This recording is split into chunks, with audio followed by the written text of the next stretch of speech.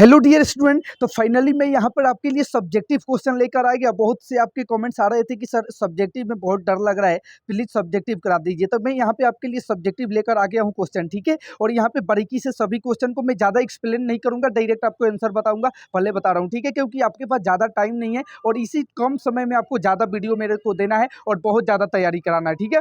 तो चलिए बिना देरी किए क्वेश्चन को स्टार्ट करते हैं, ठीक है। फर्स्ट क्वेश्चन है, लार में पाए जाने वाले एंजाइम का नाम लिखिए। लार में पाए जाने वाले एंजाइम का नाम लिखिए तो टाइलिन, ठीक है। तो इसका उत्तर हो जाएगा टाइलिन, याद रखिएगा, ठीक है। चलिए इसी तरीके से सारे क्वेश्चन को आपको याद करना है अच्छी तरीके से, ठीक है। जिस तरीके से ये क्वेश्चन आपको बता रहा हूँ, सारे क्वेश्चन को आपको अच्छे तरीके से प्रिपरेशन कर लेना है। ये यहाँ से एग्जाम ये 10 साल पिछले 10 साल से पूछे गए जो क्वेश्चन है सभी को एकत्रित मैं एक जगह किया हूँ, ठीक है। तो टाइलिन याद रखिएगा, ठीक है। चलिए सेकंड क्वेश्चन है, शरीर का प्रमुख समन्वय केंद्र कहाँ है? तो मस्तिष्क, याद रखिएगा। शरीर का सबसे प्रमुख अंग जो है वो मस्तिष्क है, ठीक है। चलिए 3 नंबर यहाँ पे क्वेश्चन है कि डीएनए कहाँ पाया जाता है? डीएनए कहाँ पाया जाता है? तो कोशिका के केंद्र में, ठीक है। डीएनए कहाँ पाया जाता है? कोशिका के केंद्र में, याद रखिएगा। डीएनए कहाँ पाया जाता है? कोशिका के केंद्र में, ठीक है। चलिए 4 नंबर क्वेश्चन है, जीन कहाँ पाए जाते हैं? गुणसूत्रों पर। सारे क्वेश्चन को याद कर लिए, रट जाइए। जीन कहाँ पाए जाते हैं? गुणसूत्रों पर, ठीक है, गुणसूत्रों पर। चलिए 5 नंबर क्वेश्चन है, ऊर्जा के एक स्रोत का नाम लिखिए। तो सौर ऊर्जा या पवन ऊर्जा या जल ऊर्जा, तीनों याद रखिएगा। सौर ऊर्जा, पवन ऊर्जा और जल ऊर्जा, ठीक है। चलिए पूरा क्वेश्चन को आपको रट जाना है अच्छे तरीके से, ठीक है। चलिए अगला क्वेश्चन है कि 7 नंबर, किसी शब्दकोश के छोटे अक्षरों को पढ़ने के लिए आप किस प्रकार के लेंस का उपयोग करते हैं? तो उत्तल लेंस का, ठीक है। चलिए तो जो छूट जाए, सॉरी आप याद कर लीजिएगा, मैं आंसर लिख दिया हूं, सॉरी अगर कोई छूट जाए, मैं जल्दीबाजी में कर रहा हूं, थोड़ा जल्दी जल्दी, समय आपके पास नहीं है, अभी बहुत क्वेश्चन देना है, ठीक है। तो थोड़ा जल्दी ये छूट जाए तो आप आंसर याद कर लेना, आंसर वहां पे लिख दिया गया है, ठीक है। तो उत्तल लेंस, ठीक है, जितना संभव हो तो मैं बता दूंगा, ठीक है। चलिए 8 नंबर क्वेश्चन है, सामान्य आंख के लिए स्पष्ट दृष्टि की न्यूनतम दूरी कितनी होती है? 25 सेंटीमीटर, पहले भी बताया हूँ आपको, ठीक है, ऑब्जेक्टिव में भी बताया हूँ। 9 नंबर है, विभवांतर का एक एसआई मात्रक क्या होता है? तो वोल्ट मीटर, ठीक है, वोल्ट मीटर। विभवांतर का एसआई मात्रक क्या होता है? वोल्ट मीटर, ठीक है। चलिए 10 नंबर है, दिष्ट धारा के एक स्रोत का नाम लिखिए। तो शुष्क सेल, बटन सेल और लेड बैटरी, ठीक है, याद रखिएगा। शुष्क सेल, बटन सेल और लेड बैटरी, ठीक है। चलिए 11 नंबर क्वेश्चन यहाँ पे है कि श्वसन कैसी रासायनिक अभिक्रिया है? तो अपचयन या ऊष्माक्षेपी, ठीक है। श्वसन कैसी रासायनिक अभिक्रिया है? अपचयन या ऊष्माक्षेपी, याद रखिएगा, ठीक है।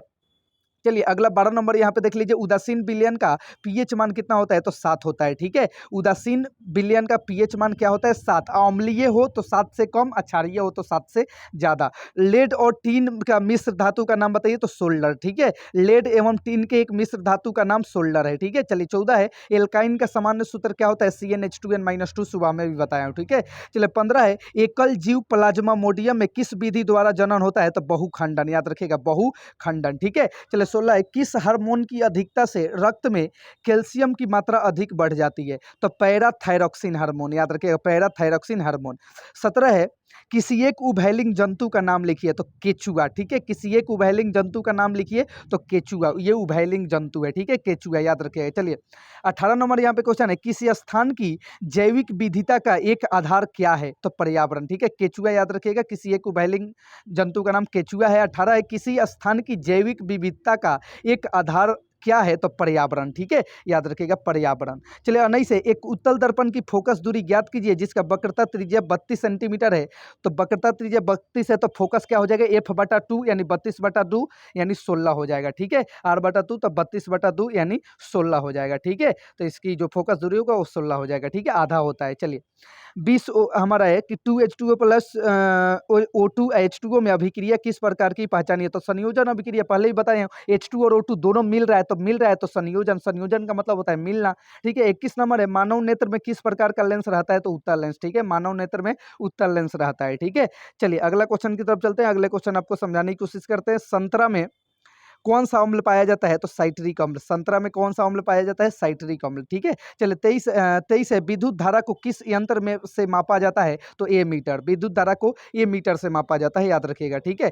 चलिए 24 नंबर क्वेश्चन है यहाँ पे, एक अधातु का उदाहरण दीजिए जो सदैव द्रव अवस्था में पाया जाता है। तो ब्रोमीन, ठीक है। और जब धातु रहे तो पारा, और अधातु है तो ब्रोमीन, याद रखिएगा। ऐसी युक्ति का नाम बताइए जो विद्युत ऊर्जा को यांत्रिक ऊर्जा में परिवर्तित करता है। तो विद्युत मोटर, ठीक है, विद्युत मोटर यांत्रिक ऊर्जा को विद्युत ऊर्जा को यांत्रिक ऊर्जा में परिवर्तित करता है, ठीक है।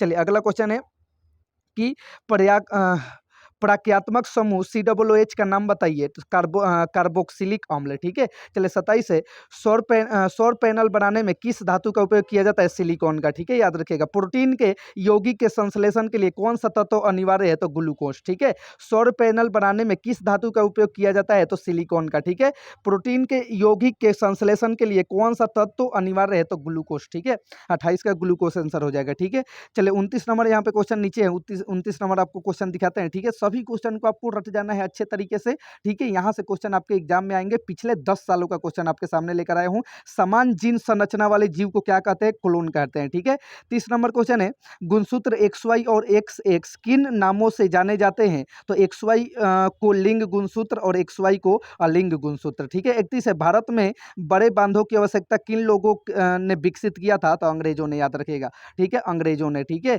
चलिए अगले क्वेश्चन की तरफ चलते हैं। अगला क्वेश्चन आपको समझाने की कोशिश करते हैं। 32 नंबर क्वेश्चन देखते हैं क्या है। सारे क्वेश्चन को अच्छे तरीके से आपको याद कर लेना है, यहाँ से आपके एग्जाम में क्वेश्चन बनेंगे बहुत सारे। ठीक है, प्रीवियस ईयर का क्वेश्चन बहुत सारा एग्जाम में आते हैं। चलिए 32 है, AB + CD और ये बनता है AD + CD, रिएक्शन करके बनाता है किस प्रकार की अभिक्रिया है? तो द्विविस्थापन अभिक्रिया है। देखिए द्विविस्थापन कैसे हो गया? तो A जाकर D से मिल रहा है और C जाकर हमारा B से मिल रहा है, तो ये द्विविस्थापन, यानी दो विस्थापित का मतलब होता है अलग होना।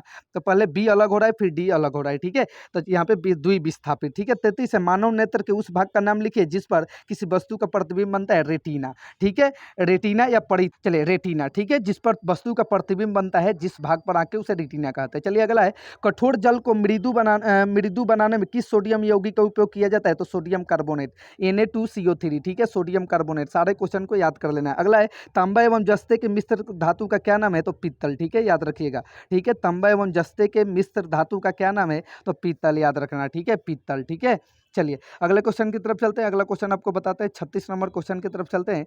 ठीक है, 36 नंबर क्वेश्चन है, किसी विद्युत परिपथ में दो बिंदुओं के बीच विभवांतर मापने के लिए वोल्ट मीटर को किस प्रकार संयोजित किया जाता है? तो समांतर क्रम में, समांतर यानी पार्श्व क्रम में। ठीक है, तो समांतर क्रम में, याद रखिएगा। ठीक है, चलिए अगला है, विद्युत परिपथों तथा शादियों में सामान्यतः उपयोग होने वाले एक सुरक्षा उपाय का नाम बताना है यहाँ पे। तो विद्युत फ्यूज। ठीक है, विद्युत फ्यूज, याद रखिएगा। विद्युत परिपथों तथा शादियों में सामान्यतः उपयोग होने वाले एक सुरक्षा उपाय का नाम लिखना है। तो विद्युत फ्यूज, याद रखिएगा। ठीक है, चलिए अगला है, एल्केन का सामान्य सूत्र बताना है। CnH2n+2, सुबह में भी बताया था।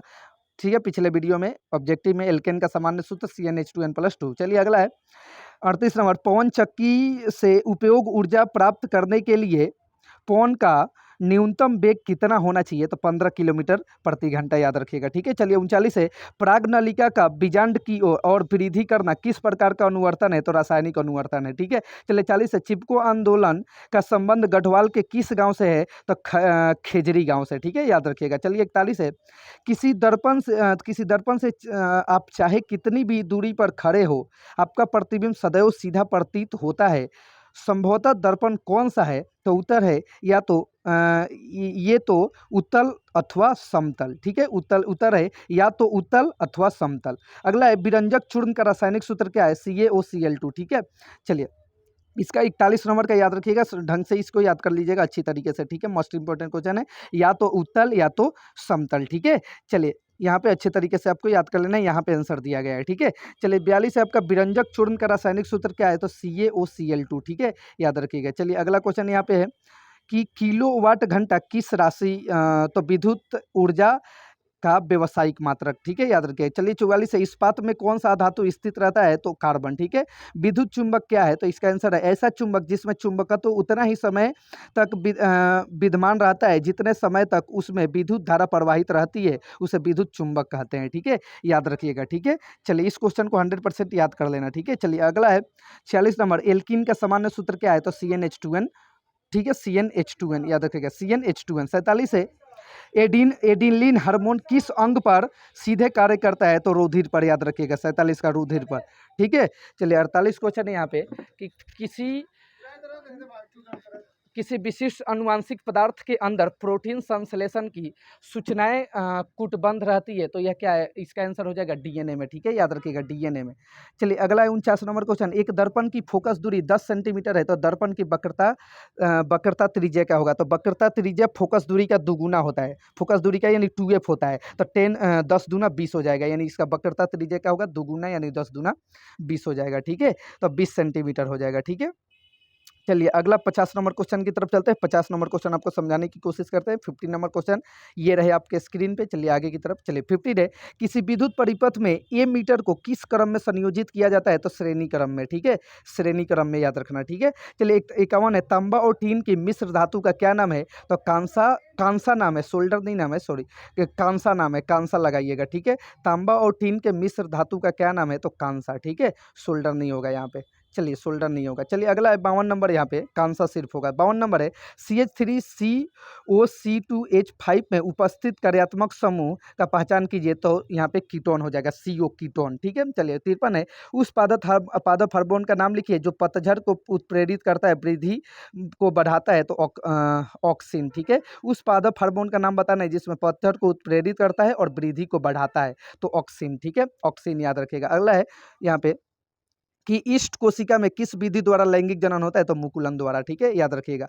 चिपको आंदोलन कब प्रारंभ हुआ था? 1970 ईस्वी में, याद रखिएगा। ठीक है, 56 है, गोलीय दर्पण की फोकस दूरी और वक्रता त्रिज्या में क्या संबंध है? तो फोकस दूरी वक्रता त्रिज्या की आधी होती है। ठीक है, यह पहले भी बताए हैं, R/2 F = R/2 होता है। ठीक है, चलिए अगला क्वेश्चन है यहाँ पे कि धोने के सोडा का रासायनिक सूत्र बताना है, तो Na2CO3 × 10H2O। ठीक है, याद रखिएगा। ठीक है, इस क्वेश्चन को 100 VVI क्वेश्चन है, 100% याद कर लेना। अगला है विद्युत आवेश का SI मात्रक, तो कूलम होता है। ठीक है, कूलम होता है। विद्युत धारा उत्पन्न करने की युक्ति को क्या कहते हैं? तो डायनेमो या विद्युत जनित्र कहते हैं, याद रखिएगा। ठीक है, डायनेमो या विद्युत जनित्र कहते हैं। अगला 60 है, आंख के रंगीन भाग को क्या कहते हैं? तो आइरिस कहते हैं या परितारिका। ठीक है, दोनों में से कोई भी हो सकता है, हो जाएगा। ठीक है, चलिए अगला 61 नंबर, सॉरी 61 नंबर, किसी गोलीय दर्पण में वक्रता त्रिज्या पर फोकस दूरी में क्या संबंध है?